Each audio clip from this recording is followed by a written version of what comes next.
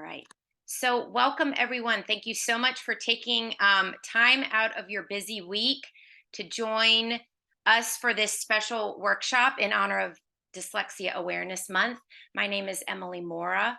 I am on the board of Decoding Dyslexia North Carolina, and just was going to give a couple of quick housekeeping things and then pass things over to Dr. Kelli for tonight's wonderful presentation. So, Decoding Dyslexia is excited to offer this and future free workshops to the community. You can go to decodingdyslexianc.org, and right there on our main landing page, you can enter your email address and you'll always stay updated. We don't send out more than one email a month telling you about upcoming events we have. If you have any questions after tonight's workshop, email us at decodingdyslexianc@gmail.com, and follow us on Facebook and Instagram. We're always posting interesting articles and things shared by Dr. Kelli and others that might be of interest to you. And at this point, I am so excited to introduce our special guest. So, Dr. Kelli Sandman-Hurley, she is the founder of the Dyslexia Training Institute, which offers a wealth of things. The Dyslexia Training Institute offers classes, webinars. They have a dyslexia certificate program. They have an advocate certificate program. Dr. Kelli is the author of 3 amazing books that I've had the honor to read. A dyslexia advocate book, which is in its 2nd edition, correct? Yes. The Adult Side of Dyslexia, which is her newest book, and Dyslexia and Spelling. So please go to dyslexiatraininginstitute.org to learn more about Dr. Kelli and everything she has to offer. I'll also throw in, she's also the co-creator of the Dyslexia for a Day simulation kit, which we have had the honor to share in the past with the community. That's an amazing tool as well. So I could go on and on, but I know she wants to get to it. Dr. Kelli, we are honored to have you, and you can take it away and share your screen. Okay. All right. I'm going to share my screen.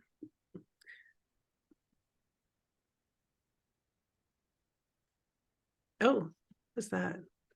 Oh, not sure what that is. Okay. Are you all able to see my PowerPoint? It's a white screen right now, but it says that you're sharing your screen. Huh.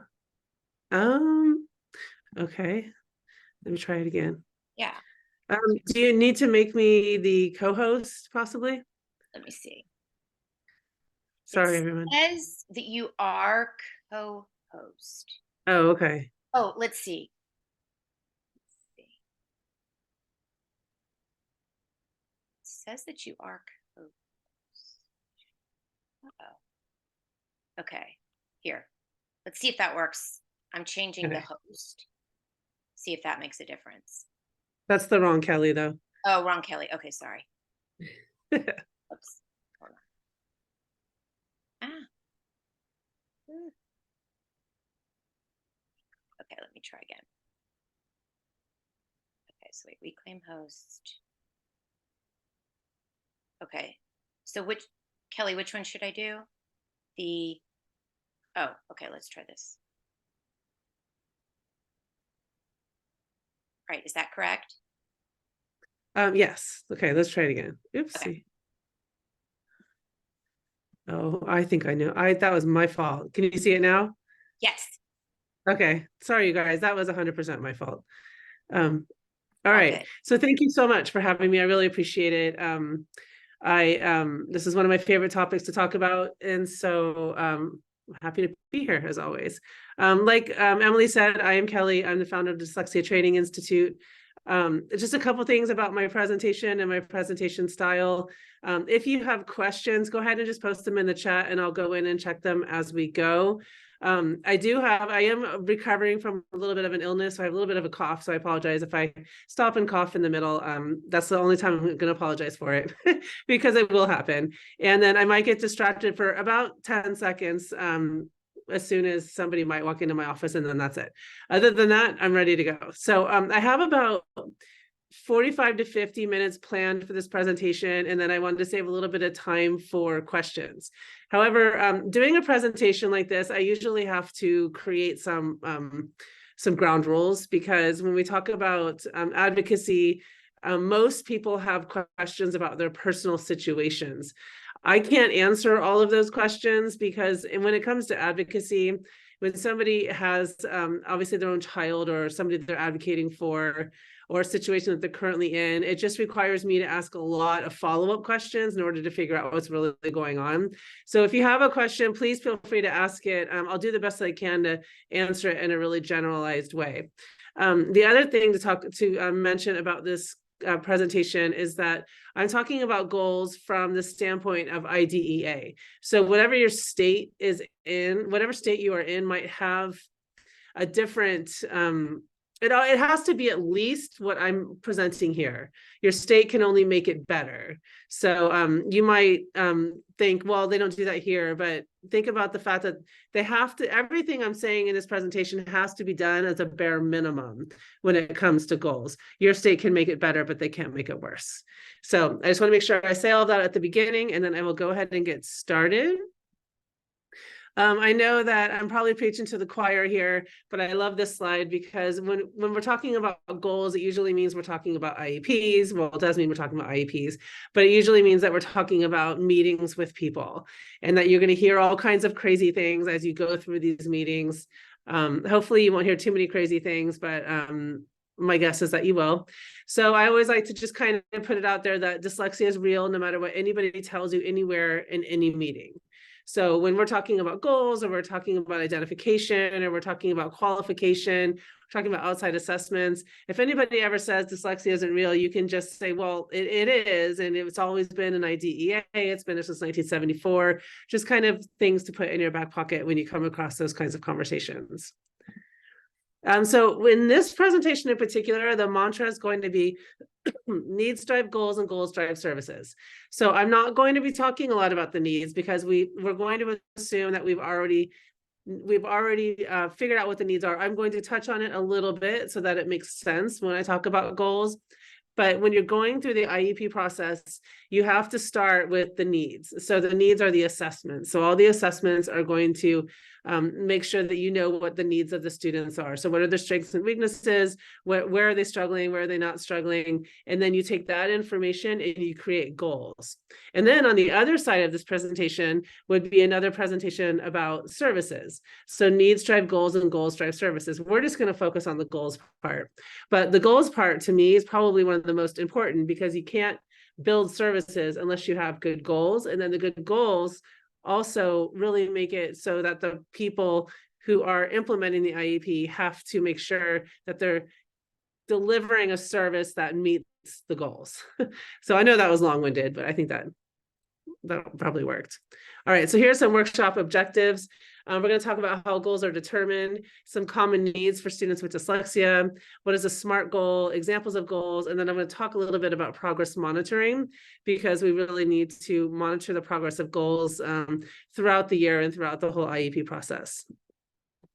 So when you go to an IEP meeting, there is an order in which you go through an IEP meeting, and you start with the background information. So you're going to have an IEP form, and then you're going to talk about the student's name, address, qualifying condition, all of that. So you got all of that in there.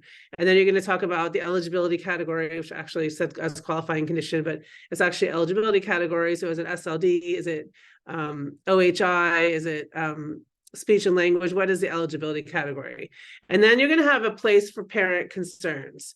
And in parent concerns, that is where you are able to tell the team what your concerns are about your student. If your student has dyslexia, this is where I highly encourage you to use the term dyslexia over and over and over again, even if the team doesn't like it. I'm going to mute myself for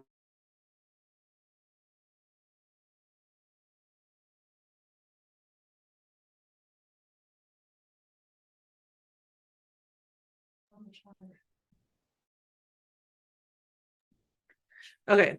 And I really encourage you to make sure that you have that documented there, and that you really don't shy away from using that word, and make sure that it's somewhere in the IEP document. And then you're going to go to present levels, and that's where you go to the evaluations, and the evaluations are giving you the present level of the students. So I'm going to talk about that just for a minute in a slide. And then you do goals. So I go through this like this because I've heard that sometimes people go to IEP meetings and then they just kind of flip around the IEP, going from front to back to middle. You can't do that. There's a chronological order, and it's there for a reason. So you have to make sure you check off each one of these areas before you move on. And then once you have the goals identified, then you will talk about the accommodations, which is usually the easiest part of an IEP meeting. And then after you have the goals and the accommodations, you will then talk about the services. So that is how you go through an IEP meeting or an IEP document. And then we're going to focus on the goals part. So common areas of need for students with dyslexia are phonemic awareness, phonics, spelling, fluency, comprehension, reading comprehension, writing, and morphological awareness.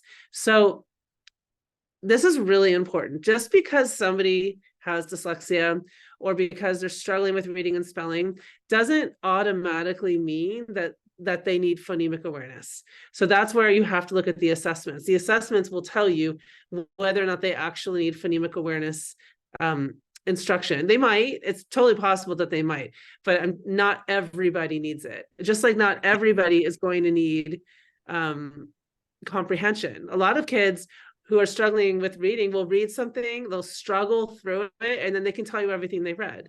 And that's fine. If they don't have the need, let's not waste time on that need. But just make sure that just because someone has dyslexia, you're not giving them all of these things. You're really just responding to the needs that were identified in the assessment.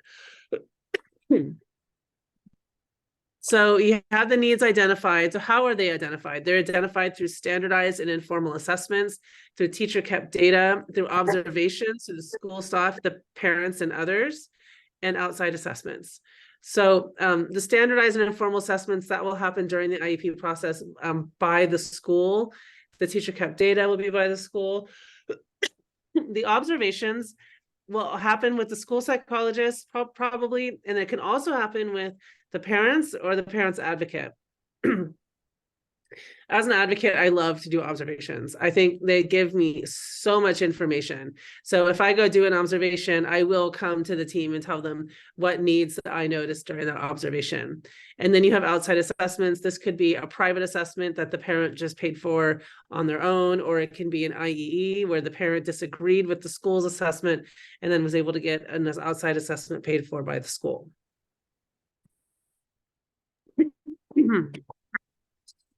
So I want to talk a little bit about IDEA and evaluations, because it's really important to understand what's in IDEA when it's talking about evaluations.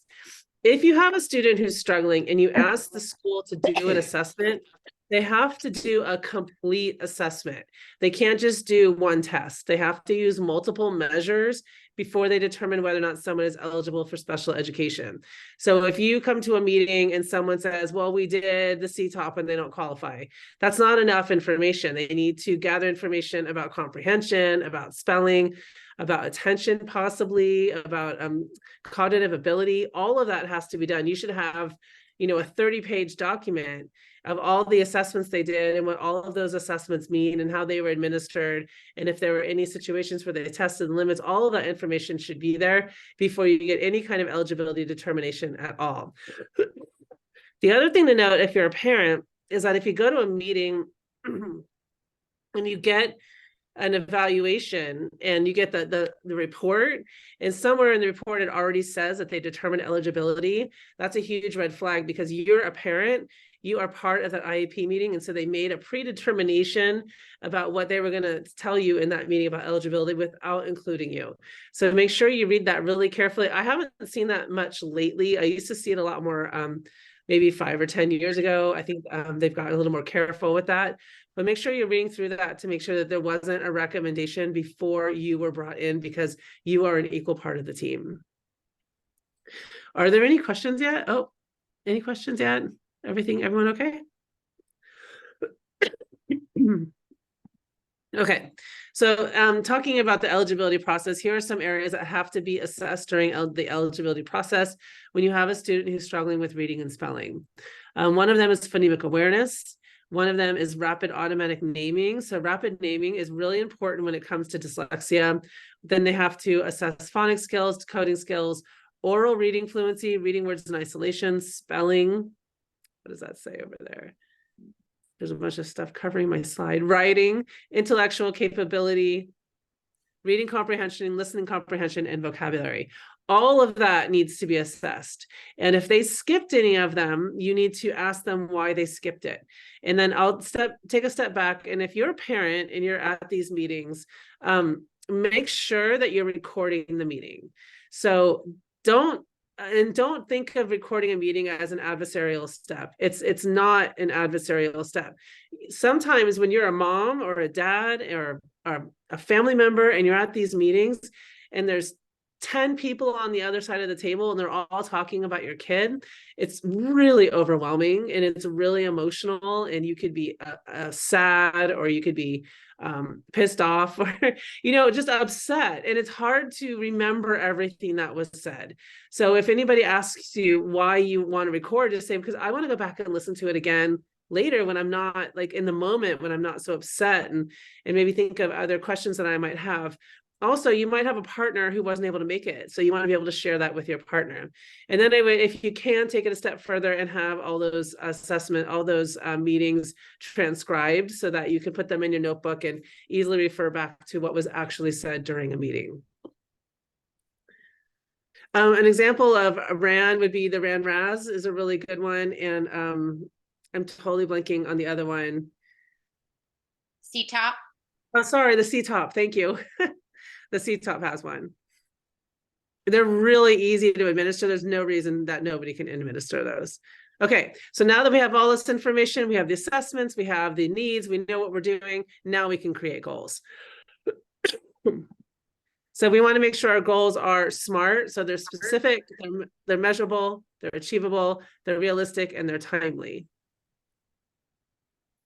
So we're going to go over what these mean one by one. Specific, is there a specific skill being targeted in this goal, or are there multiple skills that need to be parsed out? So I have seen goals that literally have decoding, spelling, comprehension, all in the same goal. We can't do that, because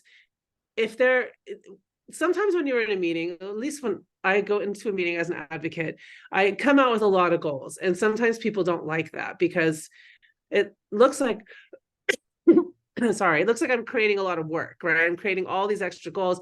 How are they going to meet all these extra goals? Well, the point is that if you are using the appropriate intervention, you are teaching all these skills at the same time. I just want to monitor the progress on them separately. So I want to make sure that phonemic awareness has its own goal, decoding has its own goal, spelling has its own goal, so that we can monitor the progress on each of those skills separately, and they shouldn't all be jumbled into one huge, gigantic goal. So we want to make sure that they're very specific. You should have one goal per skill. They need to be measurable. So is the goal measurable? Is it clear of subjective terminology? So I've seen goals where it says, oh, when so-and-so is motivated, then they can read. And I'm like, what? How do you, what?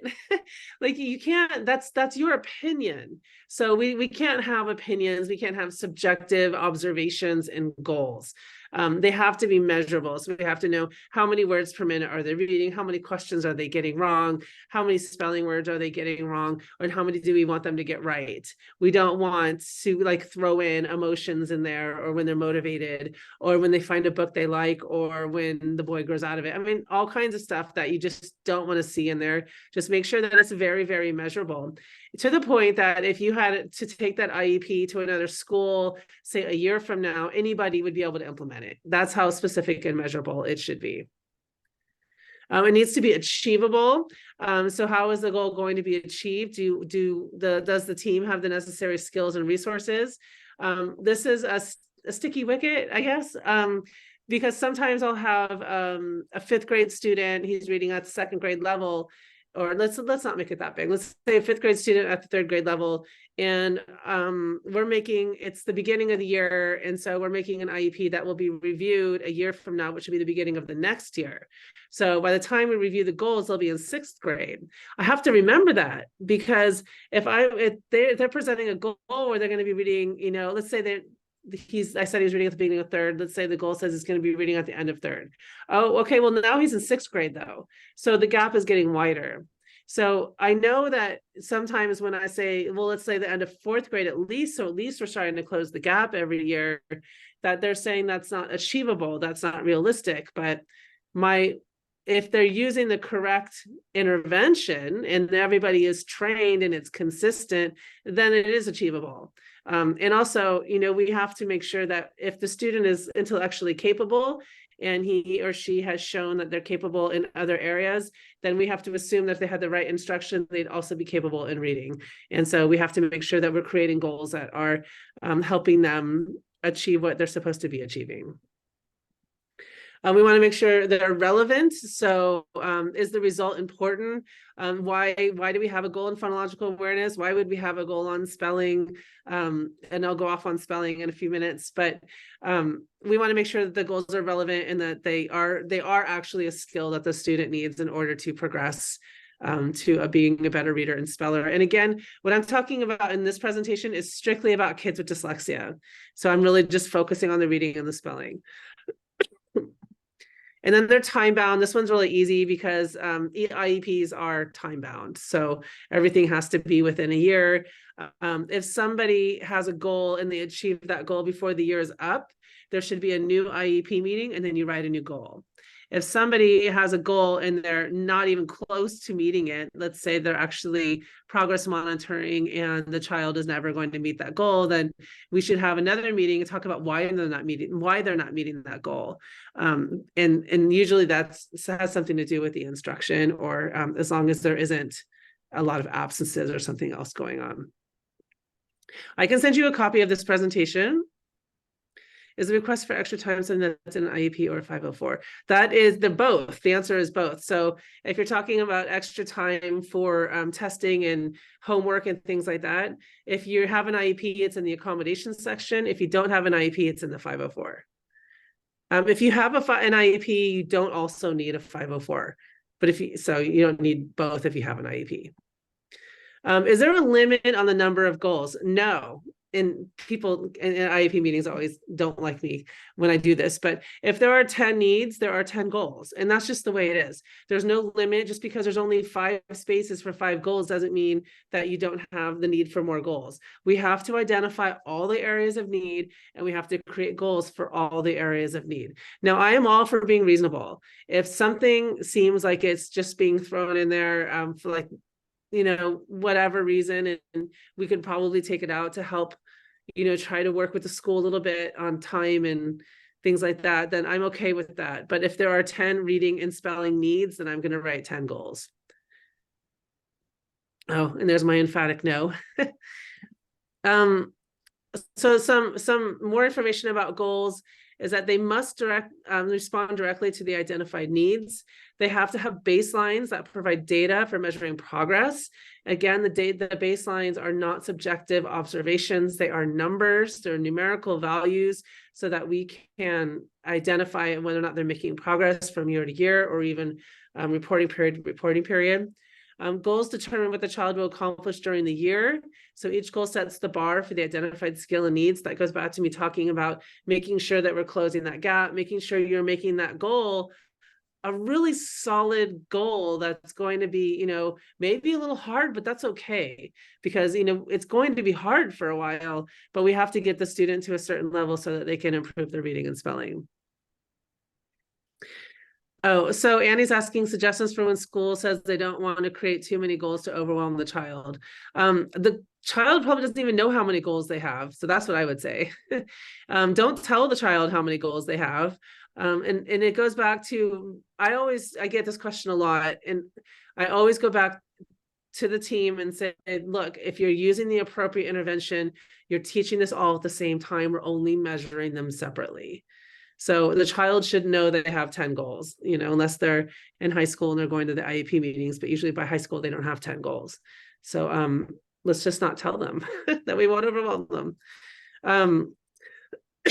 The goals determine the services. You're also required, this is very important, to have a written progress report at each regular reporting period at the very least. Every single time there's a report card, there should be progress report. Now, when you get progress reports, either at the annual IEP or at the reporting periods, I want you to ask for the evidence. So if they're clicking making progress, I want to see them making progress. And then, make sure that they're not just giving you progress that is dated the last 3 days before the progress reporting period. It should be, throughout the time. So you want data points from all the way through, not just the last 3 days before they had to do the report. And make sure you're asking for that evidence. If it's spelling, I want to see the spelling tests. If it's, fluency, I want to see the fluency measure. You have to show me the evidence that this is actually happening. Again, let's be reasonable. If you really believe that, if you can see that your child is making progress, maybe you don't have to ask for so much. But if you don't think your child is making progress, then you need to ask for these progress reports.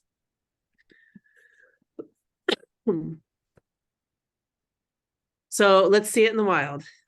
So I have some real goals for you. Here's Justin. He's in the 4th grade. He reads at the 2nd grade level. His fluency is currently at 50 correct words per minute. And that is the mid-year is 120 at 50th percentile. And when it comes to fluency measures, your goal is always going to be the 50th percentile. So comprehension doesn't get better after the 50th percentile. So that's where your goals should be. I'll show you a chart in a minute and you could just Google it. This chart's really easy to find. It's right there. His comprehension is only 30%. He makes miscues that are evidence he's not using his decoding skills. He spells by sounding out. So he'll spell SED for said or spell SPELD for spelled. And when writing, he conveys his ideas, sentences, and paragraphs lacking grammar flow and appropriate structure. So I'm going to bet that some of you know Justin. Some of you are very familiar with Justin. Sounds like a typical child with dyslexia. How many goals does Justin need? Let's see. He's reading at the 2nd grade level. He's in the 4th grade. His fluency is way below the 50th percentile. So, I'm going to guess he needs decoding, might need phonemic awareness. He needs fluency, comprehension. He needs probably sight words. He needs spelling, writing. Like, what am I up to? Like 6 or 7? Really quick, Tori said, request progress monitoring every 6 weeks. Someone to RT. Yeah. And make sure they show it to you. Okay. At minimum, he needs goals in the areas of phonological understanding, decoding, reading comprehension, fluency, spelling, grammar, and syntax. 1, 2, 3, 4, 5, 6. This isn't including it. He might need math. I didn't put math in there. He might have behavioral issues. He might have, or let's not say behavioral issues. He might have like organizational issues. So he might have like 2 or 3, maybe even has speech. He might have like 4 other goals for all we know, probably in here. He might have a goal for dysgraphia. You might have those goals. So he might have up to 10 goals, but these 6 goals should all be accomplished using one intervention. We're just measuring them separately. So let's play what's wrong with this goal. My favorite game. Okay, Keegan. Okay, let me move. All the stuff is in my way. One day I'll figure it out. Keegan will be able to decode multisyllabic words that include words with long vowel sounds, A, E, I, and words like turmoil and chipper. So what do you think's wrong with this goal? This is a real goal that I really had in a real IEP. Anyone guess what's wrong with this goal?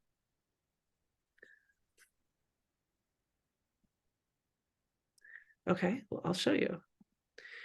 Where are the O and the U? Okay, so where are the O and the U? Why is it only A, E, and I? That doesn't make any sense at all. For a whole year, we're only going to do 3 vowels. That doesn't make any sense. What grade level? So there's no grade level here about which words he's going to be learning. And last but certainly not least, someone already said it, turmoil and chipper do not have long vowel sounds. So, what this really tells you is you need to be very alert about who is writing the goals. Because if the person who's writing this goal is also the person that's going to be working with your child, that's a big red flag. And you need to start asking a lot of questions. Because what this tells me is that the person who might be an awesome person, might be a fantastic teacher, doesn't really understand how to teach someone with dyslexia, or doesn't really understand the structure of the English language. So this is where a lot of questions are going to be asked about who's doing the teaching, what program they're using, how they were trained, before I will allow them to work with my student based on this goal alone, because it gave me all the information I needed to know about what the teacher knew about how to teach a student. Yes, this is an IEP goal. Yes, so never sign off on an IEP until, well, I know you're from a lot of different states, and this varies from state to state, but never, ever sign an IEP at an IEP meeting. Always say you want to sleep on it. Always say you want to go over it with your partner or somebody else or whoever before you sign an IEP. There are some states where they are allowed to implement IEP without your signature. There's not a lot of them, but they're out there. So here in California, we don't have to sign IEPs. And then when they tell parents that they have to sign them within 10 days, that's not true either. They just want them signed in 10 days. So you do have to go to your own states to figure out what works for you. But I never let my parents sign an IEP, even if I think it's the greatest IEP ever. There's going to be things I want to see. I want to look through it first, and that maybe I missed on the first time around during a meeting that I'd want to look at again. What if there's no one in the area who is properly trained to administer proper intervention? Well, that is a question that is beyond this presentation on goals. That's a whole presentation where you're going to have to ask a lot of questions. You're going to have to do a lot of recordings. You have to go to a lot of meetings, do a lot of documentation, and do a lot of requesting, a lot of letter writing. And then find an advocate in your area. Okay, here's another goal. Oh, the suggested revised goal for that same student. By 1 year from today, Keegan will decode a list of 50 previously unseen third grade words. 40% will be third grade one syllable words, 40% will be 2 syllable words, 20% will be 3 syllable words that include closed, open, vowel consonant E, vowel teams, and words in with 90% accuracy in 3 to 4 trials as measured by teacher kept data. So what's really important about this is I wrote this because I wanted to make sure that we were very clear that when we were going to do progress monitoring in a year, I didn't want to see, if say it's a list of 50, I didn't want to see 41 syllable words and then 5 2-syllable words or 5 3-syllable words and then call it progress made. I wanted to make sure that we were really evaluating if they were able to do what was this goal, what this goal was written. And then I also gave examples of closed syllable words and open syllable words, since we had the issue with foil and turmoil or whatever the other one was. So be as specific as possible. Now, the other thing is I suggest goals. I do. I bring them in and I suggest them, but I'm very polite about it. I don't want to, it's not my goal to go into a meeting and steamroll everybody. That's not my style. My style is, what, I have this goal. What do you think? Let's talk about it. And more often than not, they are very open to suggested goals. All right. And then there's another suggested goal, but in the interest of time, I will move on from that one, but I'm going to send you the presentation. So what's wrong with this goal? Brianna, a 4th grader, who is in the spring semester, will read a passage and be able to determine the main idea and 3 supporting details. What's wrong with that goal?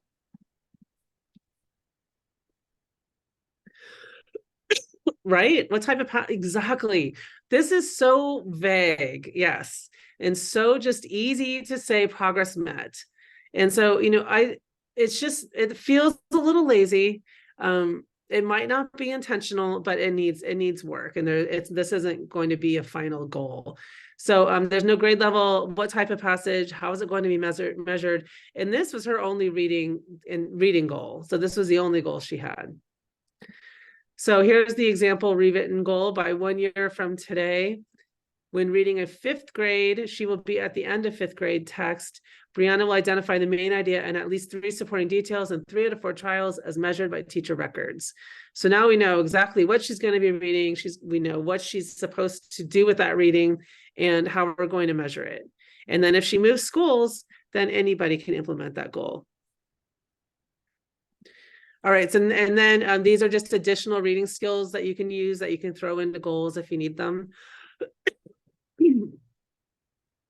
I sometimes hesitate with these because I'm really goals are individualized. So that's why I don't like goal banks at all. When I wrote my book, Dyslexia Advocate, people really wanted me to have a whole chapter with goal banks, a bank of goals. And that's not the point, because all the goals should be individualized for each and every student. And so I didn't want to do that. I did create some templates that you can plug in, like different grade levels and things like that, but no goal banks, because again, that takes kind of away the individuality of it all.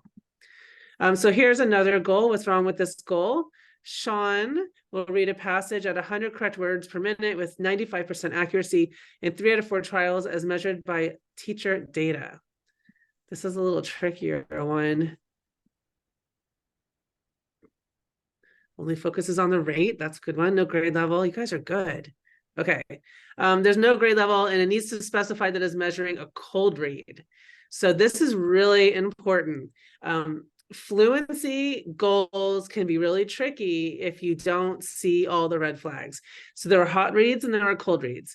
A hot read is something that a student has already seen before, something they've already read before. Even if they've seen it once only, they've still read it before, it's still a hot read. You are trying to measure what the student can do if you weren't there. So the whole point of having interventions and having reading instruction is so that a student can go and read on their own. So when we are measuring progress, we're measuring the cold read. So we want to know that you gave them something they've never seen before, and that they were able to read it at a certain correct words per minute and with comprehension. So always ask if it's a hot or cold read. If you get progress data on fluency, always ask if it's a hot or cold read, every time.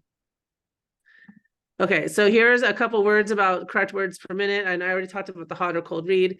Also, please note that correct words per minute and words per minute are different measures. So make sure that you are really understanding if they're giving you the number of words they read per minute or the number of correct words they read per minute. They're 2 different measures.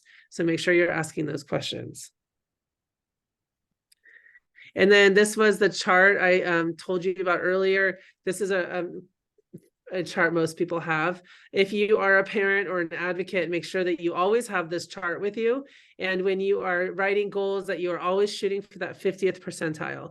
So the 50th percentile is a sweet spot for fluency. And then make sure that they're not just working on fluency, because the end result of fluency is not fluency.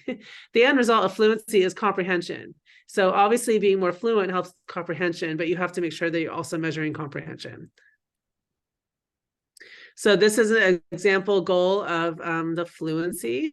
By 1 year from today, Sean, during a cold read, unpracticed text, will read a 6th grade text with 132 correct words per minute, and 3 out of 4 trials is measured by teacher kept data that includes words per minute, correct words per minute, and error analysis. Now, I am huge. I'm really big on qualitative data. I'm really big on miscues. And a lot of people in the dyslexia world, when they hear the word miscue, they shudder. But that's not, I'm using the word miscue in a way that I want to see exactly what they read versus what was on the paper, because that way now I know, are they using the skills that we are trying to teach them or not? And that's really important. So if someone gives you progress, you don't just want to see the number, you want to see the passage, you want to see the markings, you want to see what the topic was, you want to see what the comprehension was. You want to ask all of those questions every single time, even just for a fluency goal. All right, so I think this is the last one. This was one of my favorite ones. Just a real goal. Student will write 35 words in 1 minute. It might be easier for me to ask you what's not wrong with this goal. I mean, first of all, do you remember when I talked about, is it relevant? Or do we have a goal that's relevant? When was the last time you actually thought about how many words you were writing per minute? Unless it was like a typing test, but that's different. It's like, I don't sit down when I'm writing something and think I need to write 50 words in 10 minutes. It doesn't, it's not relevant. Plus it's extremely vague and it doesn't make any sense. What is it really measuring? How fast a student can write? There's no spelling, there's no grammar, there's no organization. It's not relevant. So again, I would question this goal in a meeting and just ask, what's the relevance of this? What's the point? And then if they were able to convince me that there was a point, then what's the grade level? What is it measuring? What's the time bound? I think it's the beginning of a goal, but I don't think it's an actual goal. Okay, so here is an example of a writing goal. By 1 year from today, with teacher-directed pre-reading supports, like a graphic organizer, Skylar will, with assistive technology as needed for spelling, because this is not a spelling goal. If this was a spelling goal, I would not allow AT in it. Compose a rough draft of a paragraph with topic sentence and at minimum 3 coherent supporting sentences with 80% accuracy in 3 out of 4 trials as measured by student work samples. So, I mean, this is pretty full of detail, and you can't really get around what this is actually measuring, and it's an actual writing goal. But I do want to repeat what I already said about the assistive technology, because this is the only time I would allow it in a goal. The other thing is, sometimes I've done observations and I've gone to the special education classroom and they're using, AT is assistive technology, sorry. They're using assistive technology during the pullout. That's not when you should be using assistive technology unless they have a goal like this. But if you're teaching them how to read and spell, they shouldn't be using assistive technology only in the general education classroom. And then I highly encourage assistive technology. But during that hour or 45 minutes when they're being pulled out, that's when they're supposed to be learning how to do it independently. And then again, there's some more additional writing skills for the goals. I guess, I gave away my answer. What's wrong with this spelling goal? It's not there. It's not there. And I'm sure that so many of you have been to an IEP meeting and somebody has said something like, spelling's not important. We don't teach spelling anymore. Oh, we don't do that anymore. Oh, kids have AT, they have computers, they have their phones, they don't know how to spell. So I always tell the story. First of all, I want to remind the entire team that spelling goals are specified in the state standards at every grade level, often multiple standards in the grade level. The spelling is listed in all the standards. It's always there. I do want to tell you a story about an IEP meeting in spelling. And I'm going to tell you 2 stories, actually, and hopefully I won't bore you. But first of all, I came from adult literacy. So I worked at the San Diego Public Library adult literacy program for 12 years before I started the Dyslexia Training Institute. I worked with adults who couldn't read and write past like the 2nd or 3rd grade for the entire time. And their stories stuck with me forever. They're the reason I do this. They're the reason I'm motivated. I always think about them. Every time I write something, I'm doing it for them. Because they're so emotional. There's so many emotions from adults who struggle with reading and spelling. And if you ask, and I have, all these students, all these adults, if spelling is important, every single one of them is going to tell you yes. Every single one of them is going to tell you that at some point, poor spelling has caused them some kind of trauma or some kind of embarrassment or gotten them ridiculed or fired from a job. All of this stuff matters. So when I was in an IEP meeting once, and I was like, the student was like in 4th grade, and then the mom was sitting next to me, and then there were like, I don't know, 8 or 9 other people around the table. And they were all arguing with me about spelling. He doesn't need it. And then all of a sudden it dawned on me, everyone at this table can spell. And so all of these people are making the decision for this student that it's okay that he doesn't know how to spell, and that's not okay. There has to be spelling goals. I've never met a student with dyslexia who knew how to spell very well. I just haven't. The spelling's going to be hard. It's hard to teach. It's hard to learn. It's hard to remember, but you have to have spelling goals. That's all I'll say. I just want you to be that passionate about it when you go into IEP meetings and you get this same pushback about spelling. It is part of being a literate person. When you can spell, you're fully literate. And so we have to make sure that we're at least trying to teach someone how to spell. There is a goal, there's a question, and a goal like previous writing one, would you also include the amount of time a child would need to complete the task? No, so the time to complete a task usually, no, I wouldn't. I would put that in the accommodations. I don't think writing should be a timed task. So I wouldn't put it there. I might put it if it was like like obviously in fluency is going to be a time task, but I wouldn't do it for something like writing or spelling. Okay, are we all good? I can get off my spelling high horse.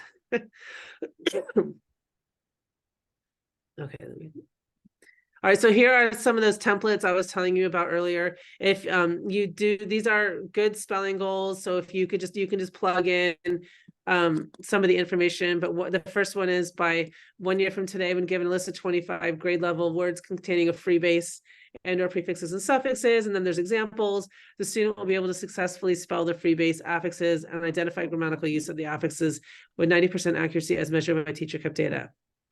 Totally get that people are going to freak out when they get this goal.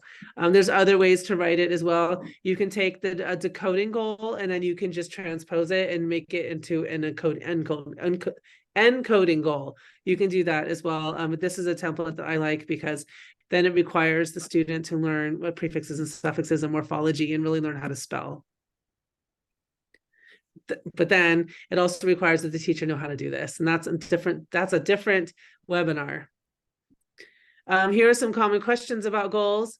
Can you create goals that are not in a drop-down menu? Yes, goals are supposed to be individualized. Drop-down menus are not individualized. What if the school refuses to write the goals you propose? Just, take a step back, determine if you're being reasonable. If so, locate the identified need and reiterate your reasoning. So when you do propose goals and they push back, then you really do need to go look into the data and say, look, this is where the need is. So going to IEP meetings is a lot about being prepared. So never, ever go to an IEP meeting without knowing those tests backwards and forwards and having them written and questions everywhere, because it will really serve your purpose a lot better if you are super prepared.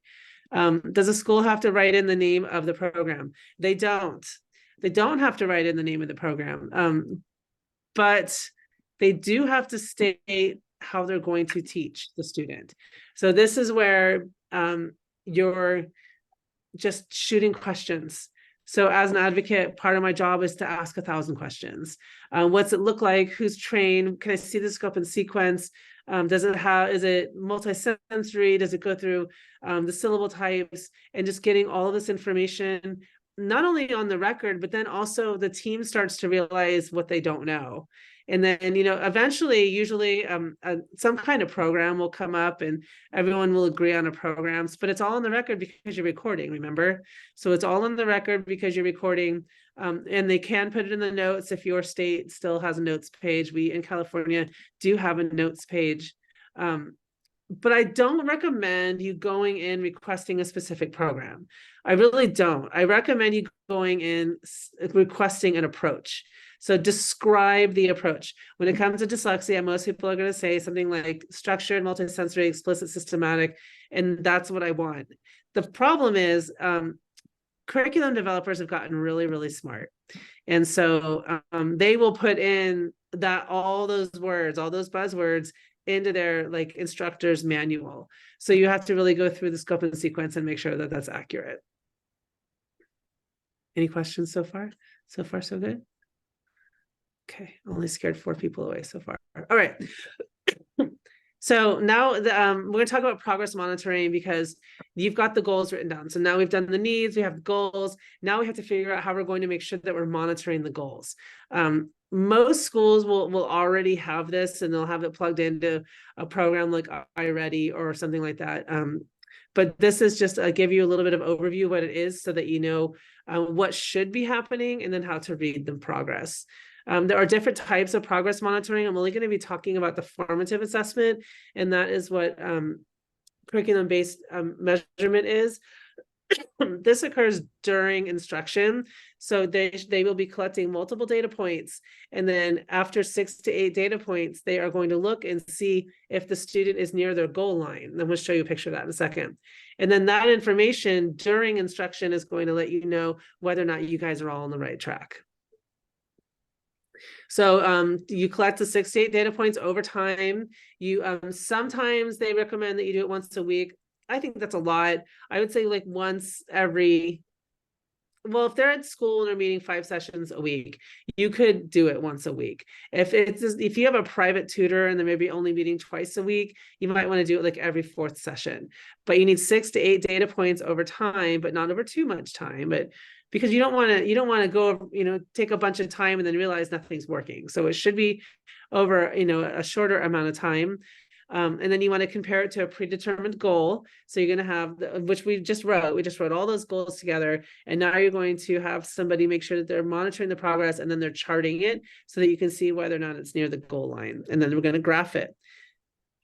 Some areas that are measured and monitored are all of these areas listed here, like letter names, phoneme segmentation, nonsense word fluency, word reading fluency, oral reading fluency, and a maze exercise. Spelling isn't on here because it's really hard to monitor progress for spelling. There are a few ways you can do it. There's a book called, I think it's called Easy CBMs. They do have a chapter on how to do it. I find it really convoluted, but I think if I spent more time with it, it probably makes a lot of sense. But that should also be in there as well. All these are all areas that you should be monitoring while the student is working with their instructor. And then here is the graph. So on the left-hand side, you have the words read correctly, and on the bottom you have the time. So on the bottom are just all the different days that data was collected, and then that black line up the middle, that is the goal line. So this student has days where he's above the line, then he has a day where he really dipped quite below, and then he kind of stays not too far below, but below the goal line. What this is telling me is that we should probably stay on track. He's not super below the goal line, but there is maybe something we could adjust. So maybe have a meeting or talk to the student and find out if there's something that we could adjust, even just a little bit, to help them get closer to this goal line. Now, if those blue dots were way below the goal line consistently, then that's an indication that we need to change the instruction. Now, if the blue dots were above the goal line, that's an indication that we need to adjust the goal, and they're doing really well, and that we need to increase the goal. So this is all information you should be given as far as progress on goals. Like I already said, the graph tells us when to change instruction, when to keep instruction the same, and when to increase the goal. There are some online options for this. There's Easy CBM, which has a light version, which is free. AimsWeb, which is not free, but most schools use it. iReady and Dibbles. Dibbles is free. So these are really easy places you can go and get information on implementing progress monitoring. So actually, I guess I talked pretty fast, but when in doubt, determine if the needs drive the goals and the goals drive the services. And then make sure that you're asking all of these questions. Don't take no for an answer. Make sure you have all the evidence to back you up. Make sure you have the assessments and the numbers to back up what skills need to be worked on, and all of that good stuff. Just a quick note that we do have a conference coming up in February. Just had a minute there. It's completely online. They have a bunch of amazing people presenting. We have a lot of training at Dyslexia Training Institute if you're interested in taking some online training. And these are just 3 books that I wrote. And then I am available for any questions that you might have. Hi, yes. Hi. Okay. Hi. Yes, go ahead. So question, our daughter, she got the diagnosis in February, so we're kind of new to this world. But I didn't hear you speak about articulation. Is that something that's usually within the dyslexia realm? No, that's usually a speech and language pathologist. Okay. Maybe so go ahead. Okay. I was gonna say, so it's not related to dyslexia. That's something. Well, it might be. It's just not my area of expertise. I wouldn't be able to talk about that. Okay. I'm sorry, I'm not sure. Is there anyone maybe that's on right now that would be able to maybe message me? Sure. Alexander, if after this, feel free to. Here, I'll put the email in the chat box. Okay. And yep, happy to help you with that. Okay. I'm not sure why my camera is kind of sideways. So That's sorry. okay. You're taking me on a journey. It's Yeah. okay. There you go. I put it in the chat box. Yeah. Okay. Thank you. Of course. What other questions? I know people were asking great questions along the way. Anything else you'd like to ask, Dr. Kelli? Well, I can't go to sleep if I didn't think it was helpful. So if you could let me know if it was helpful, good use of your time, if you learned something new. I have a question. This Okay. is so helpful that I feel really overwhelmed. My son doesn't have a specific dyslexia diagnosis, but because I haven't been able to articulate or find that documentation that shows that we're looking for more than eligibility for SLD. He learned to read literally right before his second triennial in COVID quarantine. And so, but his phonemic awareness and nonsense words were like the lower scores. So one thing I'm struggling with is you said that we're not necessarily that fluency is what's feeding comprehension, and his comprehension is really good, but his fluency is not. He's kind of asynchronous, and so he's got some areas where he's really, really strong and masks pretty well. So what's most obvious is writing for him, but the orthographic skill, spelling, capitalization, letter sizing, all of that. And then we're seeing some weird stuff with math. And then most recent testing showed like pretty low for silent reading fluency. And I know he avoids really text heavy books, but he loves stories. So something is going on, and I don't yet like have the language to know what research-based stuff we're looking for.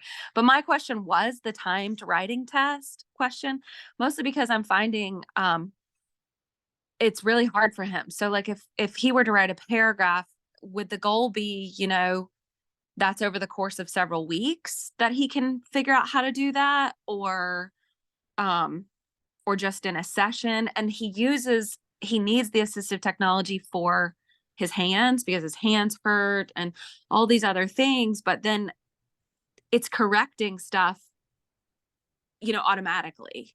So just trying to figure out, how do we isolate these things separately, spelling, punctuation, structure, that are all hard for him, but also taking away the mental block of the fact that writing is also really hard too. So maybe using dictation or the teacher, I don't know. I'm still trying to figure it out and trying to convince the school, that one goal that has 5 different measurements in it is not helpful. And I never even knew that they had to tell me the strategies that they were using. So I'm trying to figure out, where do I find that, and where would they write that in the IEP? Or Well, remember, you're an equal part of the IEP team. So when you're deciding what he's going to be doing during the day, you have the right to ask them exactly what's going to be happening during that time, and they should tell you. Yeah, I know that's true. But when we met, we just had his triennial. I know everybody agrees with eligibility, but in the spring, they try to take away all of his services, and I lost half of his services. So I think I'm in the process of a state complaint. If anybody wants to make any recommendations for, I'm just wondering if that's something else I should include in it. But I also think that you should be asking for a dysgraphia evaluation, an OT. You need an OT evaluation and executive. They took away his OT. They took away his OT because they said he could. I mean, he could like copy 3 sentences in the OT classroom neatly, more neatly than before. It doesn't translate to the class, but you need an advocate. Yes. If anybody wants to list those in the chat, that'd be great. Yeah, you need someone to go with you. Thanks. I will tell you, Kelli, the book that you wrote, Dyslexia Advocate, is a really good starting place for parents.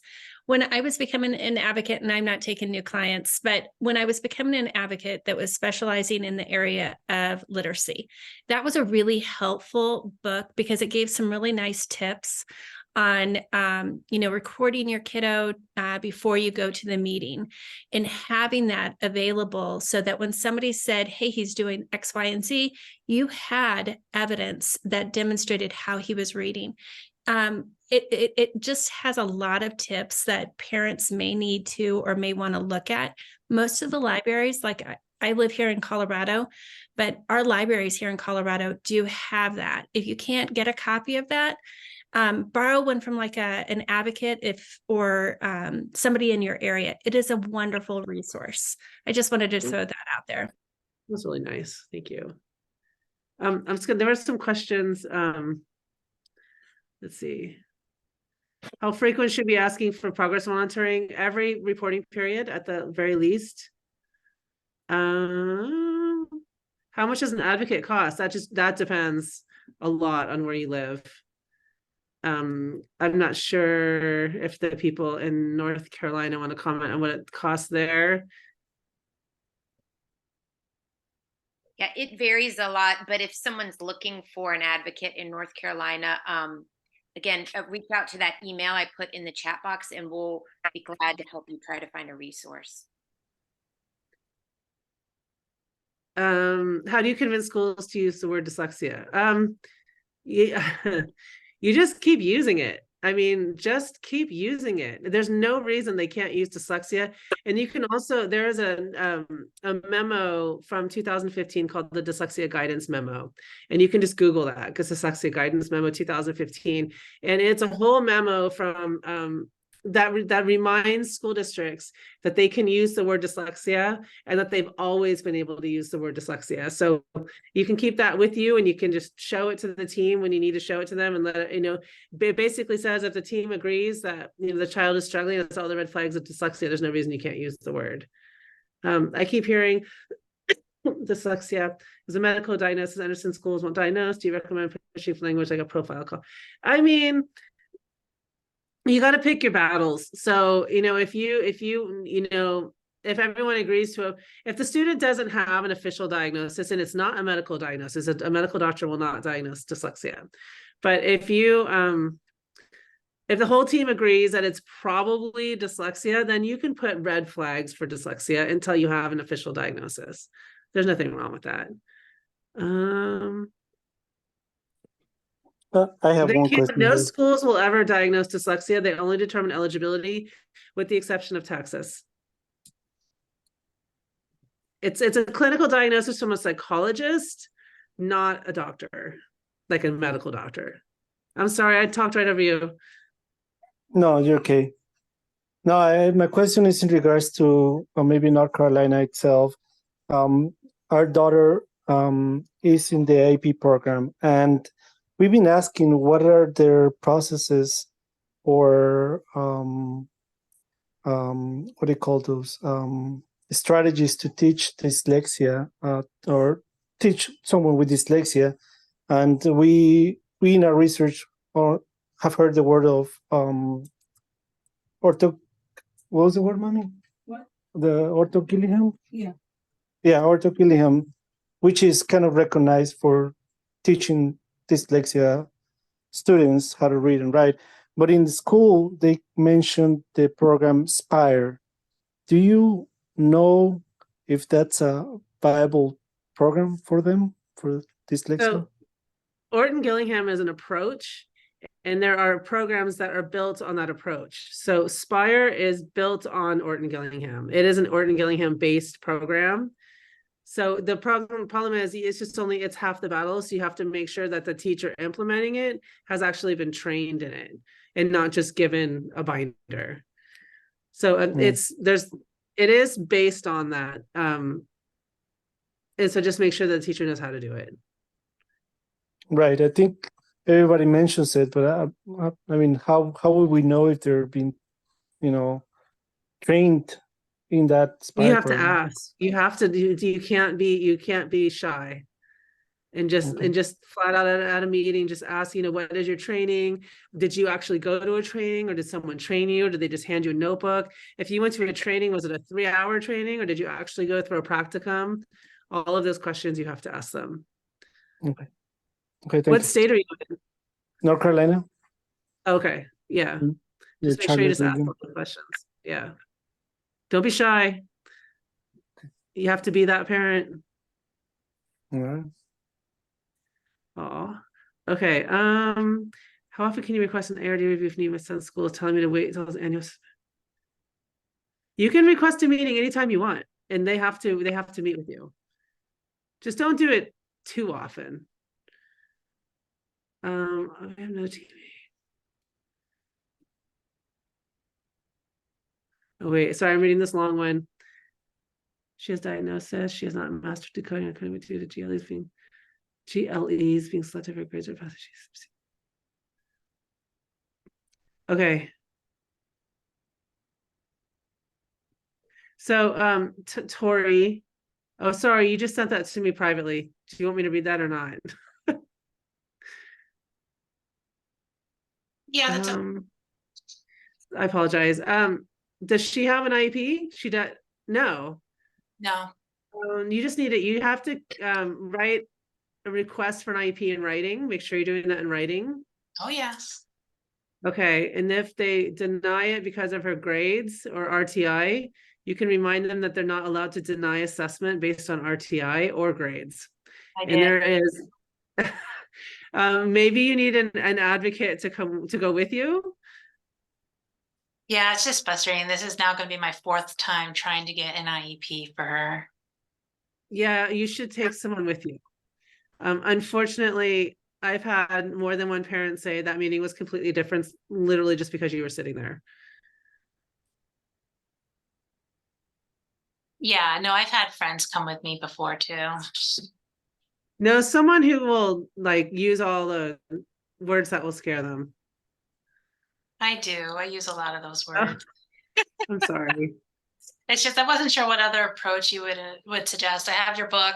You know, I read so many. I just wasn't sure what other approach would be that you would use. Well, I would just, I don't know. I'm not sure. I would have to ask you a lot more questions to really figure out how to help you. I'm sorry. You can email me. All right, thank you. One quick question. Are you in North Carolina? No, I'm actually in Rhode Island. Okay, sorry. In North Carolina, we have the ability to have a facilitated IEP, where sort of a neutral person from the state has to come. So I don't know if that. No, we just passed that legislation last year, so I am working with our Department of Ed for the facilitated IEP. I actually legislated for that or lobbied for that, so I will be utilizing that as well. Excellent. There's just one more question. I think if a child has all the red flags of dyslexia and the school acknowledges that it's still important to have additional, is it still important for a child to still, it's really up to you. It's really up to you. I like an official diagnosis just to make things easier. But if you're getting what you need and it's not totally necessary. Do you recommend pushing for language? We talked about that one. Okay. How about what is the difference between Barton's reading and Orton Gillingham? That goes back to the Spire question. It's all based on, Barton is Orton Gillingham. She just took Orton Gillingham and put it into a program that was really easy to follow. You just need well, I'm not going to say. How about recurrent testing from the school if they request annual? You should be tested. The students should be tested at least. No, I'm sorry. They shouldn't be tested every year. They should be tested every 3 years. You don't want to over test kids. They know they're being assessed and they know why, and we have to be really careful about that. Can you hear me? I just had a question about, I'm the one that asked about the time. Okay. I had a friend, my son's in 5th grade and we're in private school right now and they're very flexible. They're letting me come in to tutor him and things like that. But as we move into 6th grade, I think that we might be into public school situation. And just talking through friends, I had a friend that said her son, they requested him be like screened or tested every year, every 2 years, and they found that he no longer needed support because obviously they never diagnosed the dyslexia. And so it wasn't a diagnosis, it was just red flags. And they said that he like basically graduated out of being dyslexic and that he no longer needed the remediation throughout his high school year. And so they kind of cut him off. And Who was doing the testing every year? I guess the school or the school psychologist it was like- screening or... Oh, the screening. Yeah. Well, you can test out of an IEP. Okay. But you just want to be really careful that, and maybe he didn't need it anymore, but I wouldn't just go completely You out of said he services. kind of did. Transition him to like a 504. Okay. I mean, I wouldn't just because kids with dyslexia are always going to need, for the most part, accommodations and access to that at least. I would not just let someone go cold turkey. No way. So then just transition it over to the 504. Yeah, I mean, Okay. if he really doesn't need the services, high school kids are hard because the services in high school are not sometimes worth being pulled out of a class. You know what I mean? So maybe at that level, he did just need a 504. I don't know. I'd have to ask you a lot of questions. But the age levels definitely vary on how you advocate. Okay. And because I know there's not a whole lot, I'm in a very small area. There's not a whole lot of services or resources. So I think that maybe they might have maxed out, but they were. Are you in North Carolina? I am. Okay. Yeah. Okay. Sorry. No, it's okay. I'm actually considering doing the advocacy efforts between like big cities and small towns. It's really different. Well, I'm originally from outside of Charlotte, and I've been here for a while now, but very small, very, we're out on the coast. But I've been head deep in the whole, once we found out the diagnosis, I've been, just dove right in. And so I'm actually considering, because there's nobody around here. So I think that I might try to look into doing some advocacy work and along with some other that'd be stuff. awesome. Yeah. That'd be awesome. I'll be reading the book. Thank you. When you also want to be careful of that with high school students, just going to Turkey because for our state, they still rely on SATs and ACTs. And also it can follow them if they go into college level as well. So that's a fear too that I have, because mine's in 7th grade and they're always pushing to no matter where you're at, I believe this truly, that they're always pushing to get rid of services. Yeah, you have to be careful with that. And just make sure there's also a transition plan as well. Don't just throwing kids out. Because adults always tell me that they do feel when they leave high school, they're just left twisting in the wind. Okay, well, no, I'll leave that alone. Okay. Well, I really appreciate it. Thank you so much. I'm really glad it was useful. It was fun to do. I love getting fired up and talking about goals and advocacy. Thank you. It's just nonstop. Thank you. Amazing. And obviously all the questions sparked, you got everyone thinking, right? Which is so important. Thank you. Thank you, Dr. Kelly. Safe Thank you for having travels. me. Thank you. Thank you so much. Bye-bye. Thank you, everyone. If you have any follow-up questions, please just reach out. We're here to help. Good night. Bye-bye.